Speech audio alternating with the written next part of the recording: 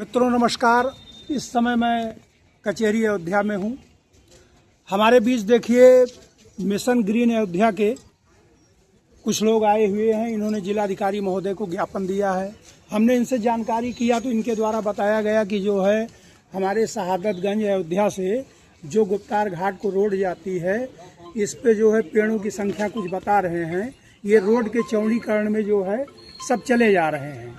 इनके द्वारा ये भी बताया गया कि मतलब कि आज़ादी के पहले से अगर इनको ये कहा जाए कि 100, 200, 250, 300 साल तक पुराने पेड़ अगर उस रास्ते में हैं तो उसमें भी कोई संदेह नहीं करना चाहिए। और उसके अलावा ये भी लोगों द्वारा बताया जा रहा है कि हमारे यहाँ जितने भी वरिष्ठ अधिकारी अगर ये कहें कि मंडलायुक्त से लेकर तहसीलदार तक या जुडिशियरी हो या हमारे यहाँ प्रशासनिक अधिकारी हो, आज पूरे फैजाबाद शहर में अगर कहीं प्रदूषण मुक्त कोई जगह है तो वो केवल कैंटोनमेंट बोर्ड है, आपका जो मिलिट्री एरिया है। और यही सुबह का टाइम मॉर्निंग वॉक अगर कोई अधिकारी लोग हमारे करते हैं तो वो इसी रोड पर करते हैं। और आज जो मॉर्निंग वॉक करते हैं उनको शुद्ध हवा मिलती है, जिन वृक्षों से मिलती है आज उन वृक्षों के ऊपर कटने का जो है खतरा मंडरा रहा है। तो जो कार्य अधिकारियों को स्वयं अपने स्तर पर देखना चाहिए, जो कार्य जनता को देखना चाहिए, जब वो नहीं देख रही है तो चूंकि आप लोग इस अभियान से जुड़े हैं, आप लोगों का निस्वार्थ भाव है, वृक्ष बचाना ही आपका एक कार्य है। तो आप आइए हैं, जानते हैं इनसे कि आपने डीएम साहब के यहाँ जो ज्ञापन दिया है तो उसमें ज्ञापन में प्रमुख रूप से संक्षेप में बताने का कष्ट करें कि आपकी क्या क्या मांगे हैं। मुख्य रूप से हमने 2 ज्ञापन दिया है। अपना नाम, अपना शुभ नाम। नाम धनंजय पांडे है, मिशन ग्रीन अयोध्या फाउंडेशन से। आज हमने मुख्य रूप से 2 ज्ञापन दिया है पूरी टीम के साथ। पहला ज्ञापन तो मुख्य रूप से रहा शहादतगंज हनुमानगढ़ी से निर्मली कुंड तक 1 स्लॉट, और दूसरा है गुप्तार घाट नरसिंह मंदिर से जमथरा चौराहे तक। टोटल 1375 पेड़ है, जिसमें पीपल, पाकड़, बरगद के बहुत ढेर सारे पौधे हैं।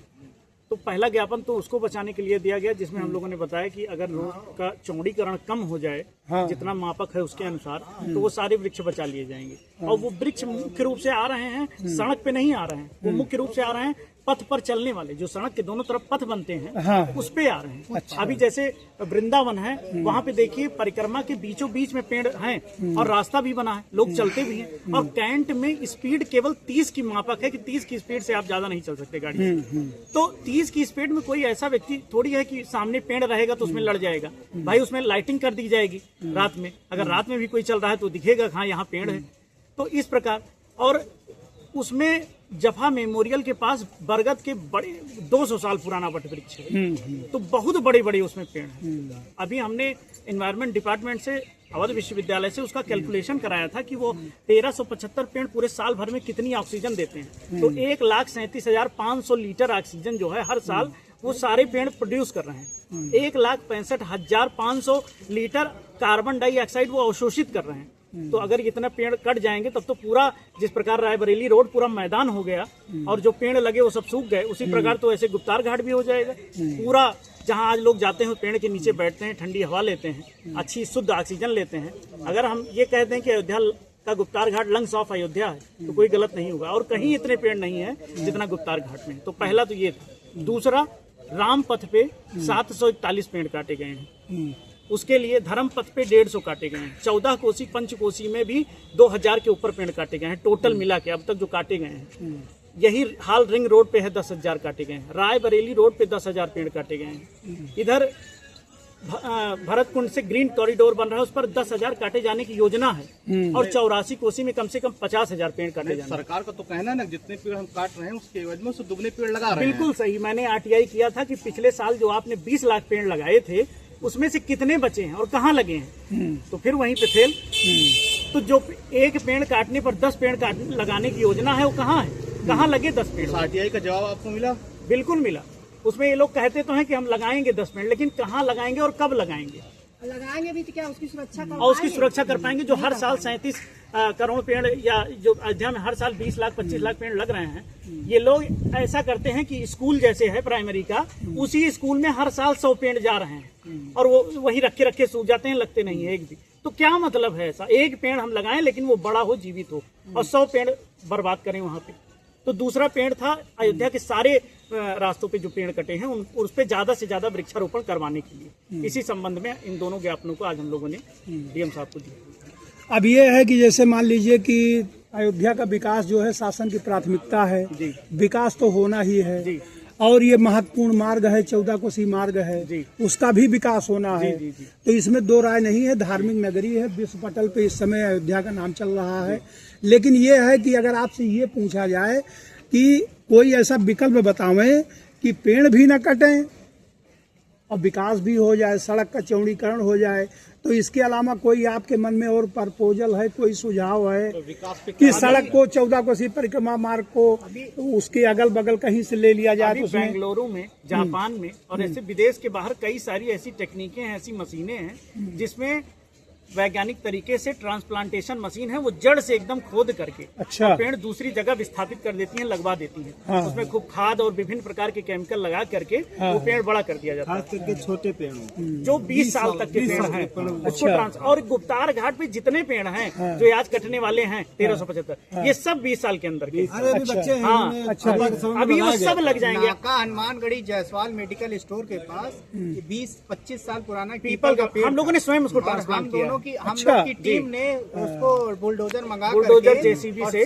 साइन किया और एक गांव में जाकर के हम लोगों ने लगाया। मूर्छीपुर गांव है, वहाँ पे हम लोगों ने और लगवाया। आज वो जीवित है और 25 साल पुराना पीपल का पेड़। तो जब हम जैसे लोग, सामान्य लोग कर सकते हैं, तो प्रशासन के पास तो बहुत सी पावर्स है, मशीन है, बजट है, सब कुछ है, प्रशासन खुद कर सकती है। नहीं तो और हम इतने भारत इतनी टेक्नोलॉजी में आगे है, तो हम पर्यावरण के लिए टेक्नोलॉजी का इस्तेमाल क्यों नहीं कर पा रहे हैं? ये एक सोचने वाली बात है। और दूसरी बात ये भी है कि जो हम परिक्रमा मार्ग बना रहे हैं, तो परिक्रमा मार्ग में हम कोई बड़े बड़े ट्रक चलाने के लिए नहीं बना रहे, सिर्फ एक परिक्रमा करने के लिए बना रहे हैं जब मार्ग को, तो ऑब्वियस सी बात है वहाँ पेड़ ना काटें। अगर सड़कों के बीच में पेड़ आ रहे हैं तो उसको एज इट इज एज वहीं रखा जाए। वृंदावन में, महाराष्ट्र में, मुंबई में ऐसी कई सड़कें हैं जहाँ पे बीचों बीच में पेड़ है, लेकिन तब भी लोग आते जाते हैं। दूसरी चीज कि सर 800 अरब का जो है वो है नगर निगम अयोध्या और यहाँ का पूरा जो बजट है, अच्छा। क्या 800 अरब में 4 करोड़ की ट्रांसप्लांटेशन की मशीन नहीं आ सकती है? ये लोग चाहते नहीं है। अगर प्रशासन वास्तव में चाह ले कि हमें पेड़ बचाना है तो वो जरूर बचा सकता है। मित्रों, समय बड़ा कीमती है आपका और हमें लग रहा है कि समय भी ज़्यादा हो रहा है, इसलिए संक्षेप में इतना आपसे कहना चाहेंगे कि आपकी मांग जायज़ है और वृक्ष ही जीवन का आधार है। वृक्ष की हम पूजा करते हैं और सरकार भी कहती है कि अगर आप वृक्ष लगाते हैं तो आप समझ लीजिए वृक्ष जो है पुत्र के समान होते हैं।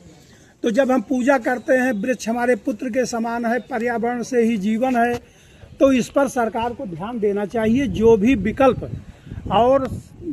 विकल्प सरकार के सामने हो उसका पूरा प्रयोग करना चाहिए। जो भी ज़रूरतें हो, जैसे आप ट्रांसप्लांट की बात कर रहे हैं, तो सरकार के लिए सब कुछ संभव है। इसके ऊपर अविलंब विचार करना चाहिए। और मित्रों, आपको भी इस वीडियो पे कमेंट करके, लाइक करके, शेयर करके ये बात सरकार तक, यहाँ से दिल्ली तक पहुँचानी चाहिए, जिससे ये पता न चले कि आप केवल 8-10 लोग आए हैं, इस अभियान से जुड़े हैं, खड़े हैं, बाकी किसी को पर्यावरण से मतलब नहीं है। पर्यावरण जो है हमारे लिए, हमारे आने वाली पीढ़ी के लिए बहुत ज़रूरी है।